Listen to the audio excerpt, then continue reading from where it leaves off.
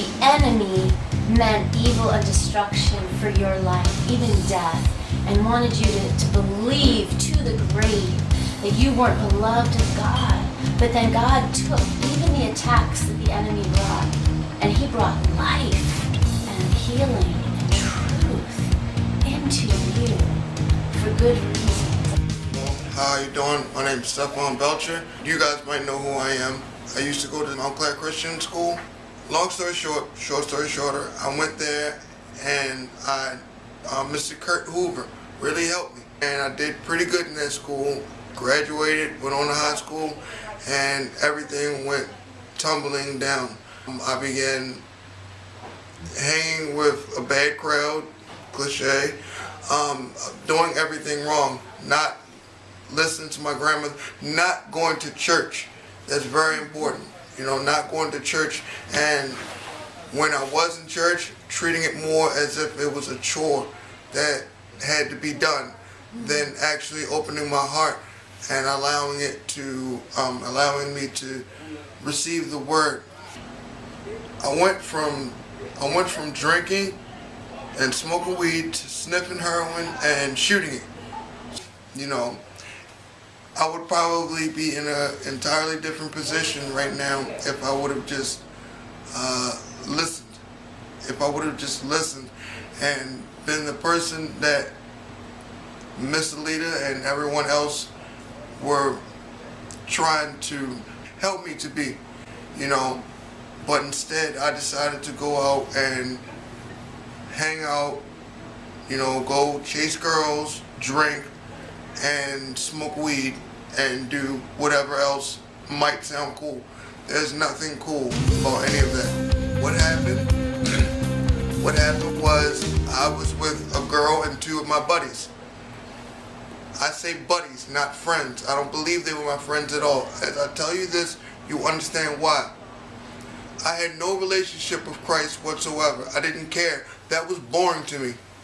You know, now I wasn't going to go as far as say I would commit blasphemy or spit on the Bible or something, but you could do it right in front of me and I wouldn't care. You know, you could do it right in front of me and give me $10 and I was going to go see the dope man.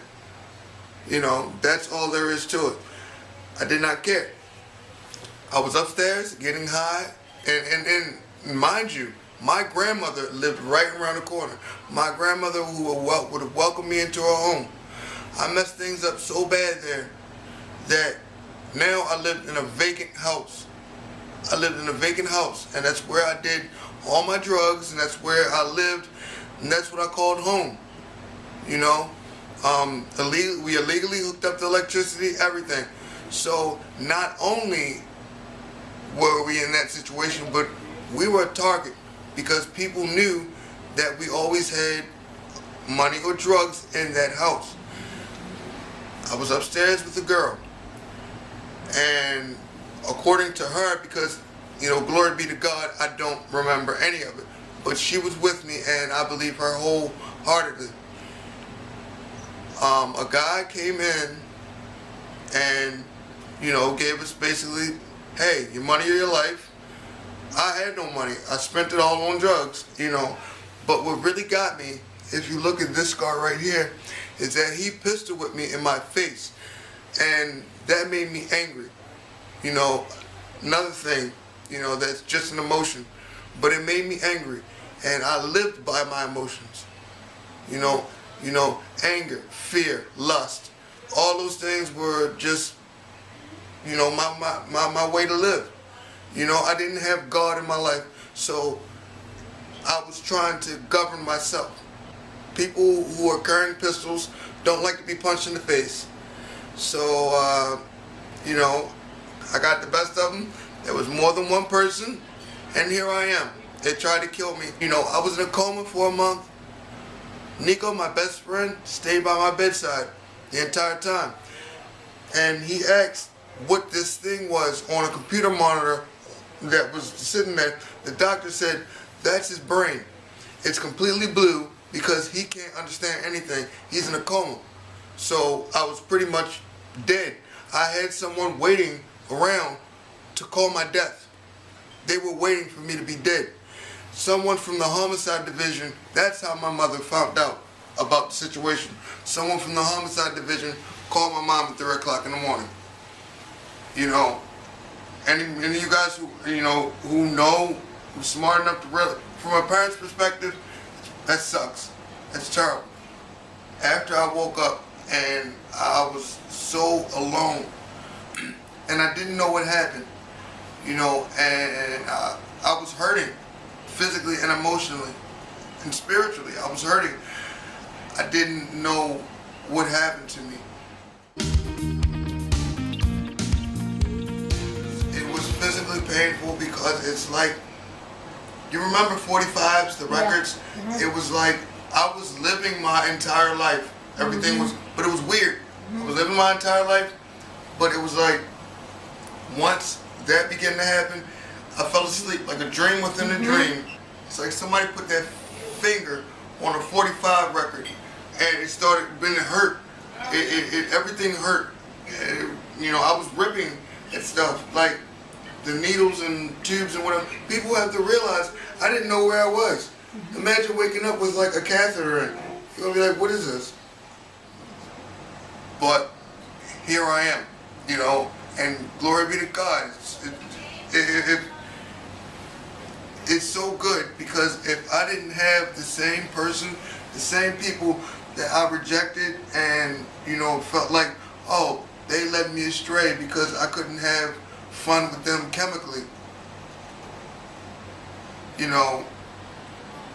If it wasn't for these same people, I wouldn't be talking to you right now. The only positive thing to come out of this whole situation, it brought my entire family together, because they all said, these are people that I thought could not give 2 cares about me, who prayed to God, prayed every day, prayed all the time. Can I just bring it? Can I make it this time? I was no longer physically addicted to drugs, but mentally, I wanted to just go out and see what everyone was doing and everything. It was my father who talked me out of that. He said, what do you think? They're doing the same thing that you were doing.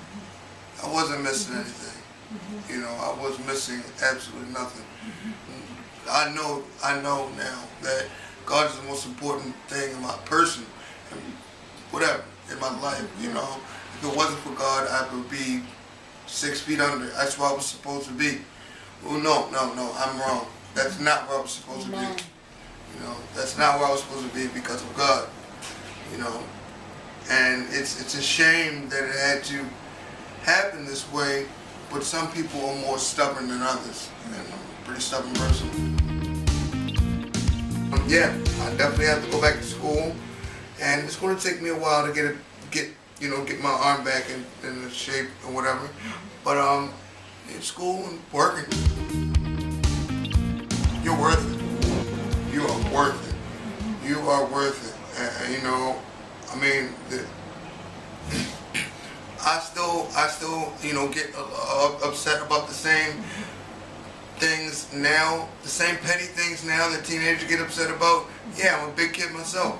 I still get a little upset about those things, but all those things are peanuts. It's okay to feel fine, feel good in Jesus. I can't say that enough. You might see me, oh, he's 27 and he's in a nursing home, so of course he's going to tell me these things. No, you should listen to me, because I'm in this position and I'm telling you, it's not worth it. Nothing I've ever done, and no law I've ever broken, no $20, $50 I've ever made in that life, am I seeing anything from that now? I would like to thank the Lord wholeheartedly for never giving up on me. I felt like a lost cause. I felt like a lost cause. Not only was I a lost cause, but it hurt me so much because I couldn't even help my friends. And I used to be that person that you would come talk to. But I felt as though, who am I to tell anybody anything? I inject heroin. No, glory be to God for everything.